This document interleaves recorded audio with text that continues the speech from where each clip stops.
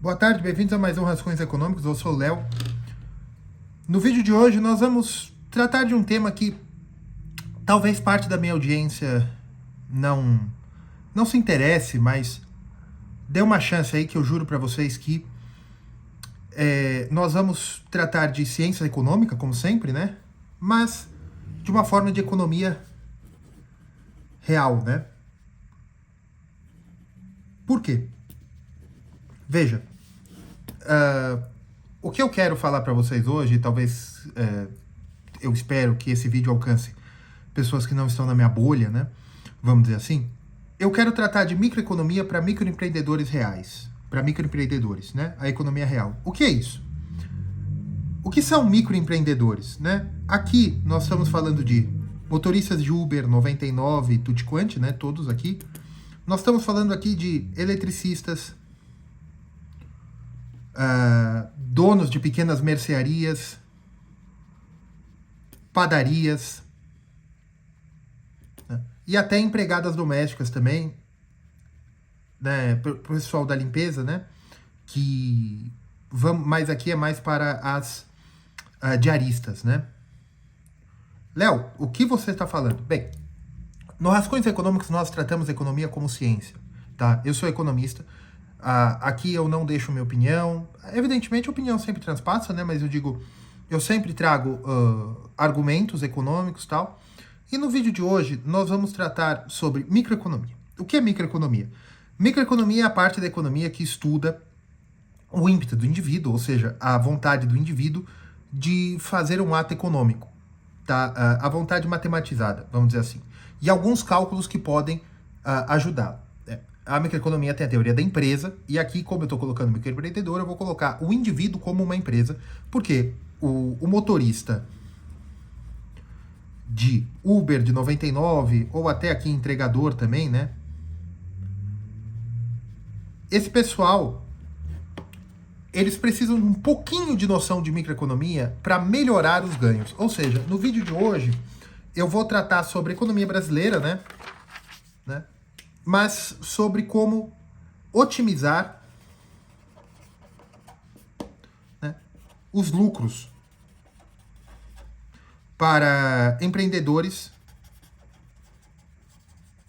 do tipo empreendedores individuais, mas do tipo pessoal que é dono de padaria, de pequenas padarias, mercearias, motoristas de Uber, até diaristas, tá?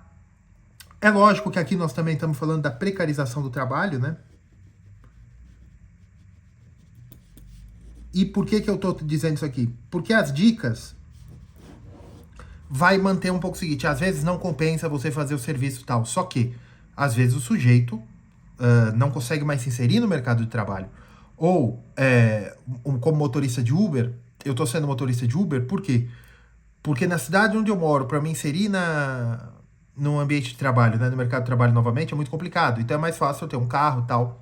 E eu já tenho esse carro, então meu custo é baixo e tal. Primeiro de tudo, eu quero introduzir 3 coisas, né, para a microeconomia que vai te ajudar, e eu quero facilitar isso aqui, tá? E para o pessoal que é mais acadêmico que me segue, vocês vão ver uma aplicação de ciência econômica para a economia real, tá bom?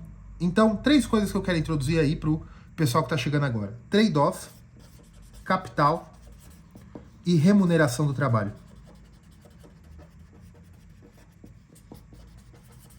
Tá? Vamos lá. O que é trade-off? Trade-off é a capacidade econômica de você fazer escolhas racionais entre opções econômicas.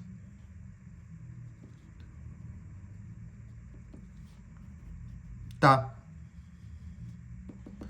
Por exemplo, se eu quero escolher entre ser funcionário de escritório e ganhar R$2.000 por mês, ou se eu vou ser motorista de Uber que me paga, eu rodando ali, fazendo na média o que o pessoal faz, comprando ou alugando carro, eu vou conseguir na média, ou seja, o CLT está me pagando 2.000,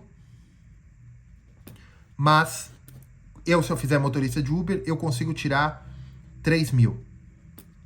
no final do mês, né? Bem, isso é um trade-off, tá? Então pode ser uma escolha racional eu ir para ser motorista de Uber, ou 99, ou até entregador, tá? Ou para eu abrir uma mercearia. Eu abro essa mercearia, no final do mês eu tiro 5 mil reais, né? É melhor do que esse CLT. Tá.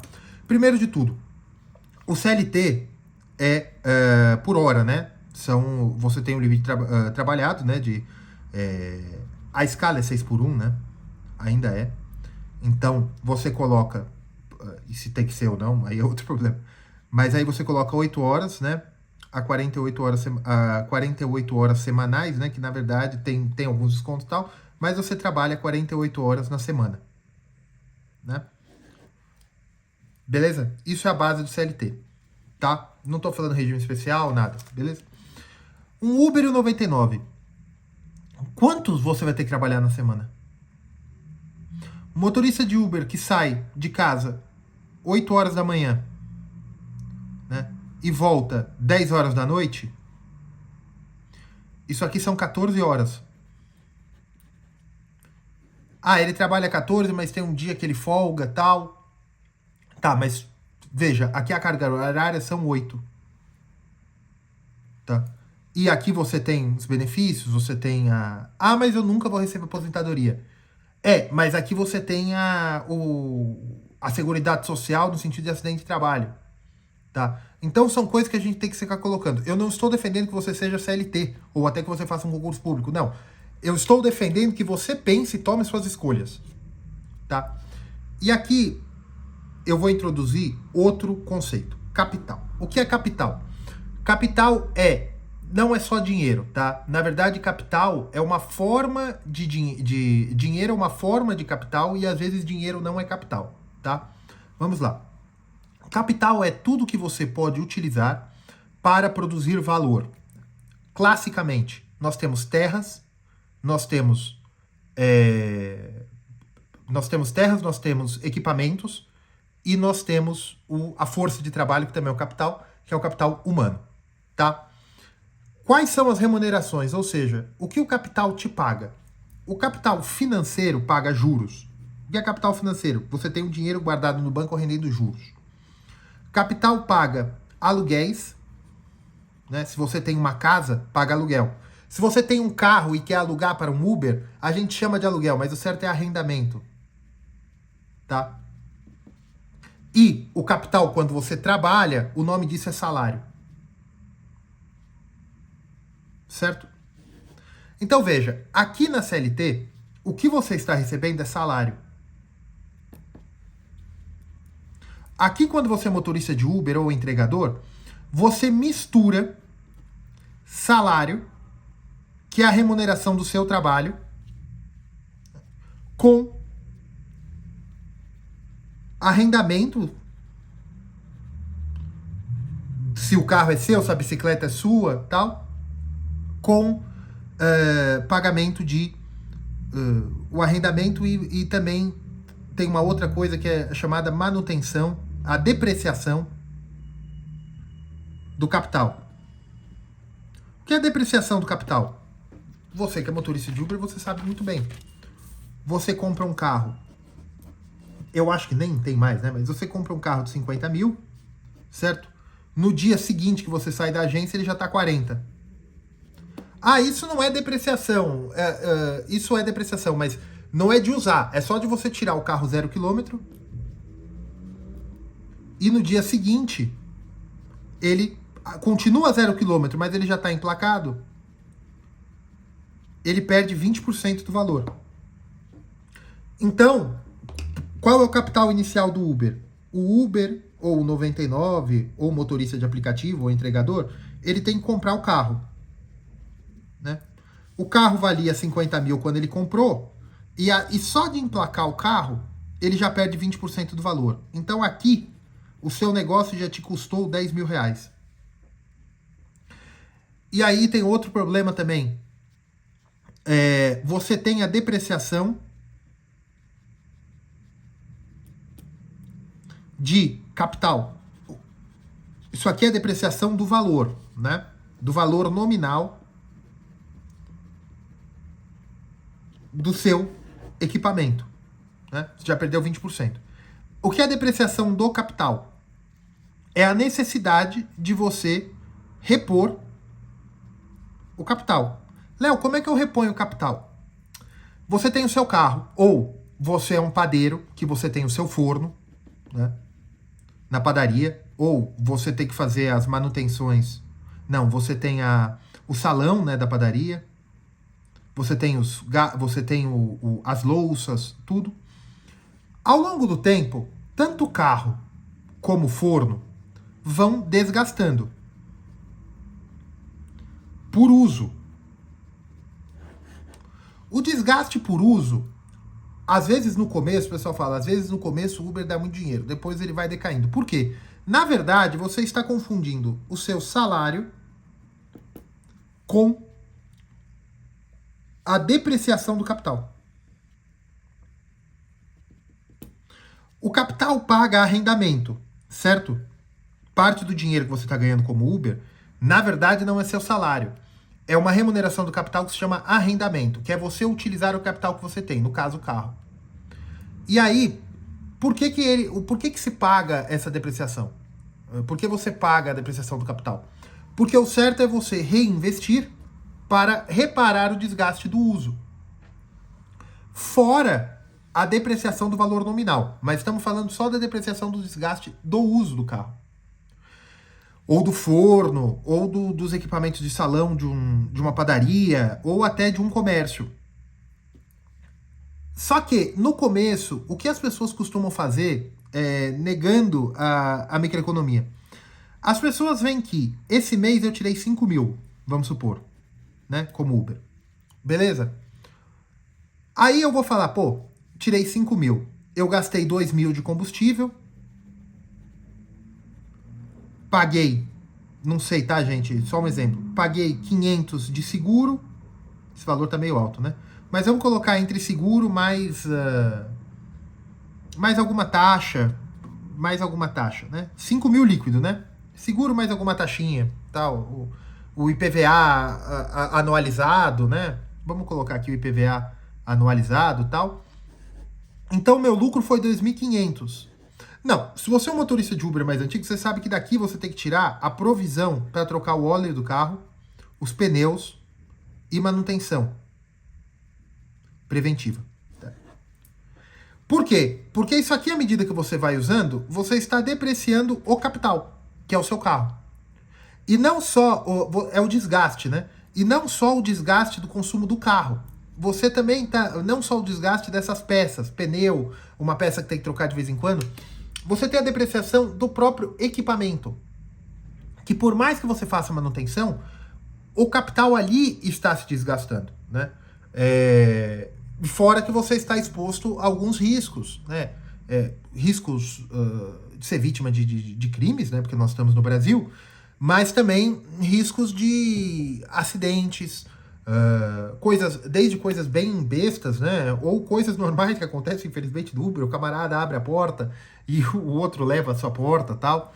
Então, você tem que fazer uma conta microeconômica na sua cabeça do seguinte: qual é o jeito certo, né, de calcular a sua remuneração do Uber? Você faz um trade-off. Qual é o trade-off? Olha, eu queria um salário de 3 mil reais. Se eu quero um salário de 3 mil, eu preciso que o Uber me pague por mês, o Uber é 99, enfim, eu preciso que eles me paguem líquido por mês, depois de pagar o combustível, 5 mil. Por quê? 3 mil para eu comprar como salário a remuneração do meu trabalho, e se eu quero trabalhar 12 horas por dia, certo? Eu acho que é normal trabalhar das 10 horas da manhã às 10 horas da noite, ou das 8 horas da manhã até umas 9, 8 horas da noite. Eu quero trabalhar 12 horas por dia, certo? Beleza. Eu quero trabalhar 12 horas por dia, mas eu quero ter mais ou menos final de semana ou um dia na semana para resolver alguma coisa. Então eu vou trabalhar 22 dias por mês, tá?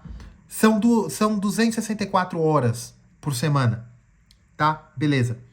Eu quero ganhar 3 mil reais de salário, certo? Então, eu quero ganhar R$11,36 por hora. Vamos ver se eu errei a conta? Vamos lá. R$11,36, né? 12 vezes 22. Eu arredondei, né? Eu preciso de ganhar 11 horas, R$11 por hora trabalhada como salário, que é a remuneração do meu trabalho. E a remuneração do carro? Bem, se eu trabalho 12 horas vezes 22, dá 264 horas, certo? Eu preciso de 5 mil reais, eu tenho que ganhar R$19 bruto, né? Fora combustível, né? Fora combustível. Se eu tô colocando que para ganhar 5 mil eu preciso de 2 mil de combustível, eu sei que é um pouco menos, um pouco mais, depende o modelo do seu carro, e até tem os carros elétricos e tal, 7 mil. Eu preciso de R$27 bruto, né? Eu preciso de R$27 bruto, que depois pagando combustível vai me 19 e R$11 por hora é meu salário. Léo, de onde você tirou que eu preciso de R$2 mil a mais do que o salário para você conseguir comprar no final de 5 anos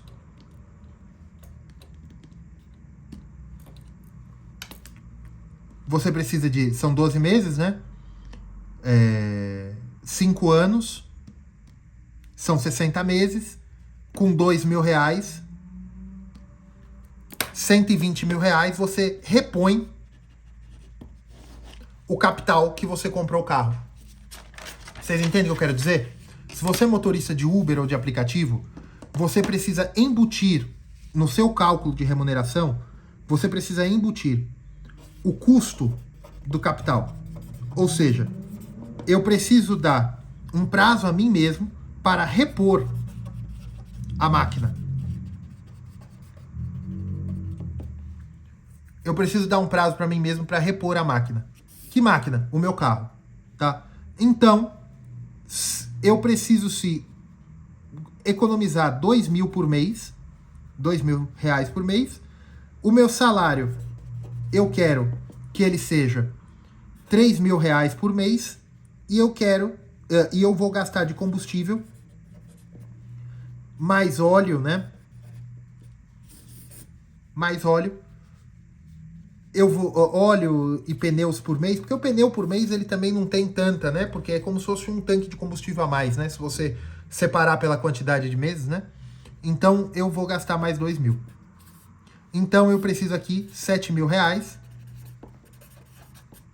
sendo que aqui R$2 mil é para reposição da máquina, 3 mil é o salário e 2 mil é o combustível. No final de 5 anos, eu vou ter uma máquina nova. Léo, por que... Máquina que eu digo o carro, né? Léo, por que você está colocando 5 anos? Porque os manuais de contabilidade e de microeconomia dizem o seguinte: o capital se deteriora em 5 anos. Em 5 anos, aquele capital perdeu todo o valor. Ele perde 20% por ano. Ah, não, Léo, não concordo. Porque eu comprei um carro nos anos 2000 em que eu paguei à vista R$10 mil naquele carro. Hoje, se eu for vender aquele carro modelo 1999, se eu for vender hoje, aquele mesmo carro tá R$20 mil. Mas R$10 mil de 1999 valeriam 60, 70 mil hoje. Tá? É isso que a gente tem que entender. Não se confunda com o valor do dinheiro. Léo, o que isso tem a ver com microeconomia? O custo do capital, reposição do maquinário. Se a gente for para o Brasil, o que acontece com o Brasil é o seguinte: o Brasil tem muito investimento, se investe, mas não se repõe capital que já existia. Você perde capital. O capital não é uma coisa perene, né? O capital vai se perdendo. Você tem que reinvestir o valor do capital. Um erro que eu vejo dos motoristas de Uber eles negligenciam isso aqui, não conseguem guardar esse valor, e eu não tô falando mal de vocês, a vida é difícil, a vida é difícil. E quando eu falo trade-off para você ver do CLT, às vezes não tem mercado de trabalho que compense, né? Porque às vezes, mesmo eu ganhando a mesma coisa de Uber para CLT, quando eu fizer as contas de quanto sobrou do salário, para mim compensa eu ter um dinheiro picado todo dia como Uber. E aí é a utilidade do trabalho, para mim o que compensa mais, tá? Outro tema que eu quero falar para vocês também, outra coisa, evidentemente que eu sei que tem a opção de alugar o carro. Eu acho que um aluguel de carro, você tem que fazer a conta no papel, tá? Eu acho que um aluguel de carro, para você alugar dessas locadoras, que elas têm já diretamente para Uber, eu entendo que o seguro já está incluso, mas ele tem um limite de quilometragem e tal. Mas veja, o aluguel do carro, ele vai estar numa faixa um pouquinho maior de 2.000. Um pouquinho maior, certo? Só que aí você fala, eu não tenho capital agora para comprar um carro para pôr para isso aqui. Porque se você falar, mas se eu comprar um carro para eu pôr nessa brincadeira, eu vou pagar uma prestação menor do que eu estou pagando do aluguel do carro. Eu vou pagar uma prestação menor do que eu estou comprando do aluguel do carro, se eu compro, né? A prestação é menor. Sim, mas os custos de manutenção são seus. Aqui está no pacote. Eu acho que alguns até incluem troca de óleo e pneus, né? Eu acho que alguns. Só que aqui, se eu compro no final um pouco do capital que eu paguei por mês, o carro é meu. Depreciado, evidentemente, mas o carro é meu. Aqui, tudo eu deixei com a locadora.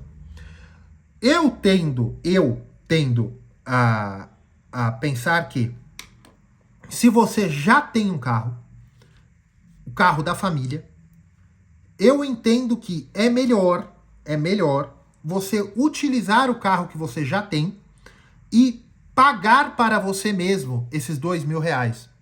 Que no final de 2, 3 anos, você pagou para você mesmo aquele carro. E você pode comprar outro, você pode inteirar para comprar outro para não cair em aluguel de novo, e você use aquele capital, é isso que é a chave que eu quero falar. Você use o capital daquele carro que você tem como capital fosse e cobre aluguel daquele carro. Tá? Aqui eu quero falar outro problema também.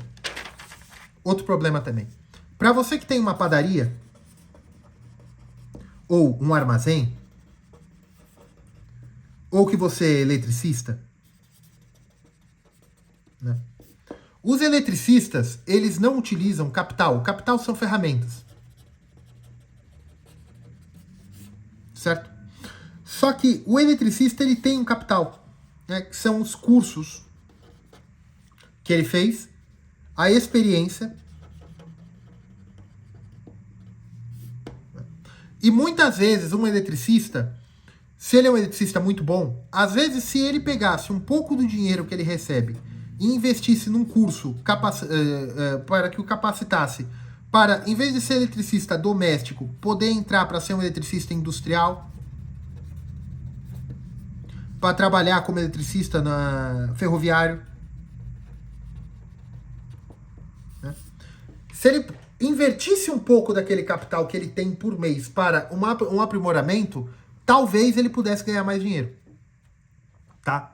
Então a gente tem que entender, quando nós formos fazer negócio como microempreendedores, nós temos que entender muito bem a dinâmica do capital. Que as pessoas te pagam, te remuneram pela sua força de trabalho. Isso elas pagam com salário. Elas pagam e te remuneram pelo seu capital fixo que você tem. Às vezes, para você estar fazendo um frete, ou um eletricista pode fazer uma visita, ele precisa de carro. Aqui, evidentemente, precisa de carro, caminhão. Só que você é tanto o motorista como proprietário ou a pessoa que está alugando aquele material. Então é isso que a gente tem que ver. No armazém, você também está colocando... Às vezes as pessoas têm armazéns em fundo de garagem ou terrenos que já pertencem a eles. Aí eles falam, eu fico aqui porque eu não pago aluguel. Mas às vezes, se você alugasse aquela casa, aquela propriedade que você está fazendo o seu armazém, né? Porque você tem o seu armazém, ou o seu salão de beleza, né? Ou o seu salão de beleza, qualquer coisa, você tira uns R$2.000 por mês, né? Esse é seu salário. Mas veja, se você não paga aluguel, na verdade você está pagando. Por quê? É o custo de oportunidade. Por que custo de oportunidade? Se vamos supor que o aluguel de um salão, de um armazém, de uma garagem, de onde você está fazendo seu negócio, fosse R$2.000 por mês, se você fosse, R$1.500 por mês, se você alugasse, você teria R$1.500 sem o risco do negócio.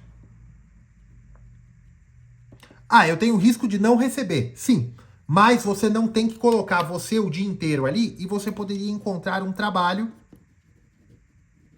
lhe pagando salário mínimo. Porque aqui você está trabalhando e recebendo R$2.000 por mês, mais ou menos. Mais o risco do negócio, não é todo mês que você vai se pagar, beleza? Se você tem essa propriedade e alugasse para um outrem, para uma terceira pessoa, ele pagaria uns R$1.500 por mês e você estaria livre para ir procurar um salário mínimo. Veja como sua renda aumentaria para R$3.000. A sua renda aumentaria 50%.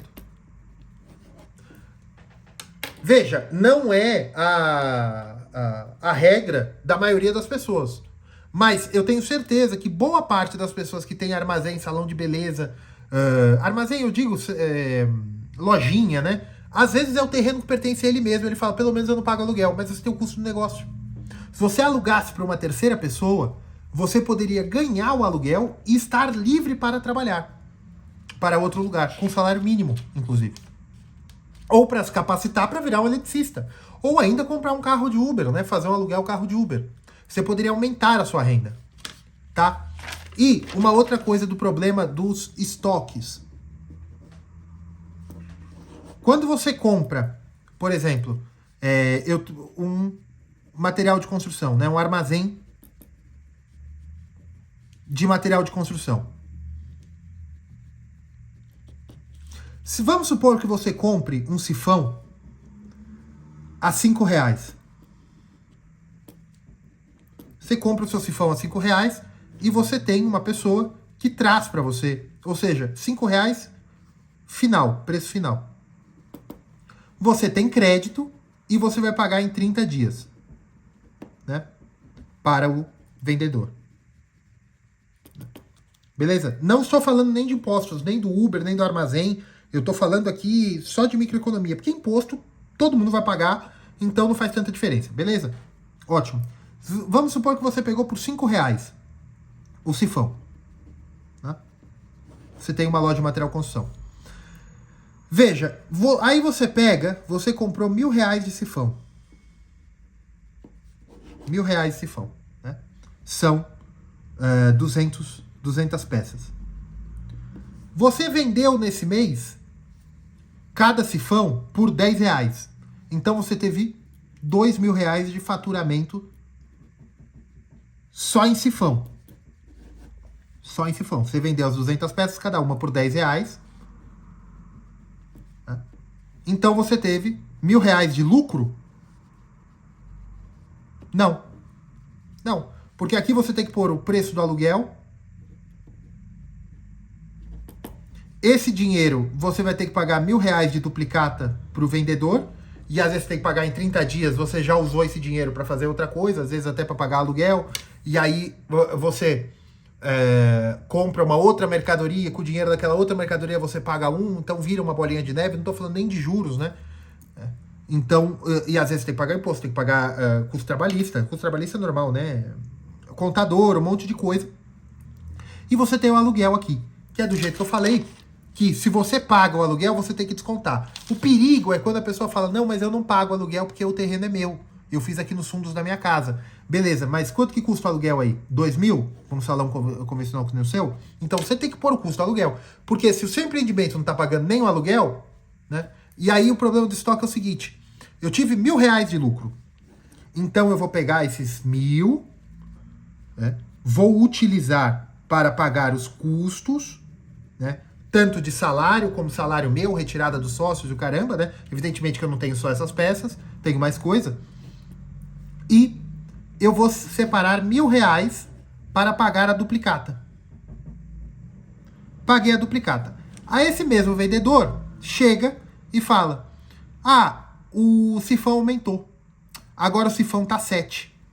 Então, para eu repor aquelas 200 peças, eu vou pagar R$1.400 agora. Não mais 2.000. Então, o meu custo sobre a mercadoria aumentou. Qual é o problema? Se ela aumenta em maio, na verdade ela aumentou em abril. Porque quando você vendeu uma peça daquele sifão que você comprou em abril, para você repô-lo em maio, você precisa de 7, não 5. Então o seu lucro que você achava que era 100%, na verdade ele caiu. Caiu muito, né? Foi para 30%. Tá? Agora você só tem 7 a cada 10. Antes você tinha 5 a cada 10, agora você tem 7. Você tem 3 a cada 10, né? Porque antes, de cada R$10 que você vendia, 5 era o custo da peça e 5 era seu, né? Para pagar outras coisas, mas lucro líquido, lucro bruto. Agora, para cada R$10 que você vende de sifão, você precisa de 7. Mas eu vou repassar ao meu cliente. Pode ser, né? Pode ser, mas pode ser que o cara do lado não repasse. Você tem as grandes lojas e tal. Então, sempre tenham no comércio expectativa de inflação. Por quê? É assim que o varejo quebra. O varejo compra por isso que o Luiz Barros fala que ele não investe em varejo, né? E companhia aérea também. Eles compram aquele mar de produtos, né? E a companhia aérea é uma grande companhia de Uber, só que para avião, né? Porque a companhia aérea também, a maioria dos aviões não são deles, é tudo leasing, né? Que é como se fosse o aluguel aí que você pega da locadora. Então, quando ele vai pagar os custos do aluguel do avião, ele vendeu a passagem 6 meses antes. Então tem o problema da inflação. E quando as empresas, grandes varejistas de eletrodomésticos, imóveis, ou até de alimentos, eles têm sempre que repor o estoque. Sempre repondo o estoque. E às vezes eles tiveram um faturamento muito bom. O certo é o faturamento mês a mês aumentar pelo menos a taxa de inflação para aquela área específica que a pessoa trabalha, né? Se é uma empresa de material de construção, ela tem que procurar qual é o IGPI para a construção, né? Não o IPCA, porque ela não vende tomate. Por que ela quer saber o impacto da inflação do tomate? Tá bom? Gente, isso é microeconomia aplicada a microempreendedores, tá? Não é bem administração, tá? Isso não é administração. A administração é uma ciência à parte, não faz parte de economia. É lógico que nós temos noções de administração, assim como administradores têm noção de economia. Mas isso aqui é só microeconomia, teoria da empresa, tá bom? Bem, curtam, compartilhem. O vídeo de hoje destoou um pouco do normal do canal, né? Falem aí o seu feedback, tá certo? Um abraço, fiquem com Deus.